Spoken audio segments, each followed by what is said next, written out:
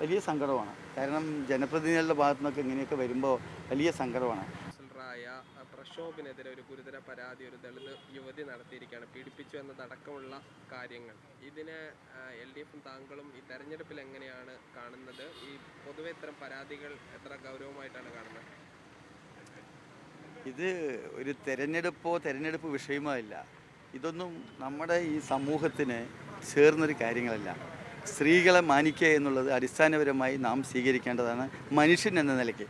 അതിൻ്റെ അപ്പുറം ഒരു ജനപ്രതിനിധി കൂടിയാകുന്ന സമയത്ത് ആ പ്രശ്നത്തിൻ്റെ ഗൗരവം വളരെ കൂടുതലാണ്. ഇതിൻ്റെ വിശദാംശങ്ങൾ എനിക്കറിയില്ല. കാരണം രാവിലെ 7 മണിക്ക് മുതൽ ഇത്രയും സമയം പ്രചരണം കഴിഞ്ഞിട്ട് അടുത്തൊരു പ്രചരണത്തിൻ്റെ ഭാഗമായി ഒരു പരിപാടിക്ക് വന്നതാണ്. കൂടുതൽ വിശദാംശങ്ങൾ എനിക്കറിയില്ല. പക്ഷേ നമ്മളുടെ DCS ജില്ലാ സെക്രട്ടറി ഇതിനെക്കുറിച്ച് പത്രസമ്മേളനം നടത്തിയെന്ന് കേട്ടു.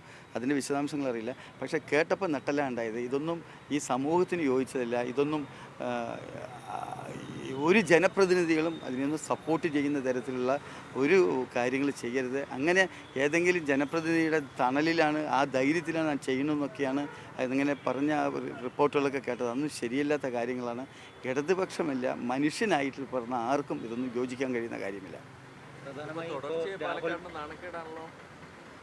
വലിയ സങ്കടമാണ്. കാരണം ജനപ്രതിനിധികളുടെ ഭാഗത്തു നിന്നൊക്കെ ഇങ്ങനെയൊക്കെ വരുമ്പോൾ വലിയ സങ്കടമാണ്. നമ്മളൊക്കെ പ്രതീക്ഷയോടുകൂടി ഒരു തെരഞ്ഞെടുപ്പ് എന്ന് പറയുന്നത് അതിൻ്റെ സങ്കീർണതകളൊക്കെ നമുക്കറിയാം. എത്ര ദിവസത്തെ എത്ര പേരുടെ അധ്വാനം അതിൻ്റെ കൂടിയാണ് ഒരു ജനപ്രതിനിധി ഉണ്ടാകുന്നത്. ആ കൂടെ നിൽക്കുന്നവരും മുഴുവനും നമ്മൾ വല്ലാതൊരു അവസ്ഥയിലാക്കുകയല്ല. നമുക്ക് വേണ്ടി പ്രവർത്തിച്ച ഒരു പ്രവർത്തകനെ നമ്മൾ എങ്ങനെയാണ് ഇതിങ്ങനെയൊക്കെ ചെയ്യുന്ന സമയത്ത് വലിയ മോശമായ ഒരു കാര്യമാണ്. ഇതൊന്നും അംഗീകരിച്ചു കൊടുക്കാൻ കഴിയാത്ത കാര്യങ്ങളാണ്.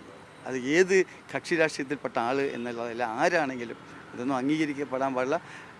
ഒരു കാര്യം ഉറപ്പാകണം, ഇവിടെ ഒരു ജനപ്രതിനിധിയായി ഞാൻ വരികയാണെങ്കിൽ ഉറപ്പായിട്ടും ഇമാതിരിയുള്ള കാര്യങ്ങൾക്കെതിരായ ഒരു നിലപാട് സ്വീകരിക്കാനും ഇവിടുത്തെ നമ്മളുടെ സഹോദരന്മാരുടെ അല്ലെങ്കിൽ സഹോദരി അമ്മമാരുടെ സഹോദരിമാരുടെയൊക്കെ സംരക്ഷണത്തിന് മുഖ്യ പ്രാധാന്യം നൽകണം എന്നുള്ളത് തന്നെയാണ്. അതിൻ്റെ ഒരുപാട് നിയമങ്ങളുണ്ടെങ്കിൽ പോലും ഇതൊക്കെ ദുരുപയോഗം ചെയ്യുന്ന ഈ ജനപ്രതിനിധികളുടെ കാര്യത്തിൽ എനിക്ക് വലിയ വിഷമമുണ്ട്.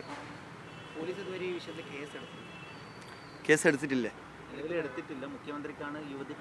മുഖ്യമന്ത്രിക്ക് പരാതി, പോലീസ് SP-ക്ക് പരാതി കൊടുത്തിട്ടുണ്ട്. കേസ് എടുത്തിട്ടില്ല എന്നുള്ളത് നിങ്ങൾ പറയുമ്പോഴേ അറിയുന്നത്. പോലീസിനെ നടപടിക്രമങ്ങൾ പാലിക്കുക തന്നെ വേണം. കാരണം അതിനകത്തൊന്നും ഒരു ഇളവ് കൊടുക്കാൻ പറ്റില്ലല്ലോ. ഇപ്പോൾ ഞാൻ അറിഞ്ഞിടത്തോളം ഒരു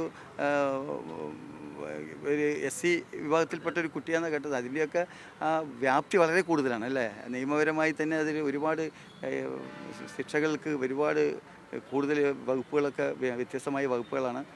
അപ്പോൾ പോലീസിൻ്റെ നടപടി സ്വീകരിക്കണം. പ്രത്യേകിച്ച് മുഖ്യമന്ത്രിയൊന്നും ഇമാതിരിയുള്ള കാര്യങ്ങൾക്കൊക്കെ കൃത്യമായ രീതിയിൽ തന്നെ നടപടിയെടുക്കുന്ന ആളാണ്. അതിനകത്ത് മുഖം നോക്കാതെയുള്ള നടപടിയായിരിക്കും മുഖ്യമന്ത്രിയുടെ ഭാഗത്ത് ഉണ്ടാവുക.